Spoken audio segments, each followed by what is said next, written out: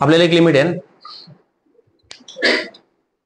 आणि त्याच्यातून काय वाढ म्हणजे जी आपल्याला मजुरी मिळते त्या मजुरीत काय वाढ पण होत नाही जास्त, वर्षानुवर्ष तेवढीच मजुरी राहते. पण हे जर काम शिकला तर तुम्ही तुमच्या सोयीप्रमाणे करू शकता, तुम्ही कुठे राहून करू शकता, घरी राहून किंवा तुम्ही कुठे गेलात तरी ते काम करू शकता.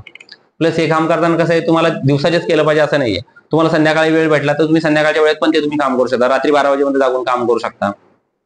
मजुरीच्या कामाला तुम्हाला मर्यादा आहेत ना, तुमच्या गावात नाही भेटत आजूबाजूच्या गावात जा, तिथं मजुरी पण कमी मिळणार आहे, अशा बऱ्याच साऱ्या गोष्टी. हे काम एकदा जर का तुम्ही शिकला तर तुम्ही तुमच्याच घरात राहून तुम्ही चांगले पैसे कमवू शकता.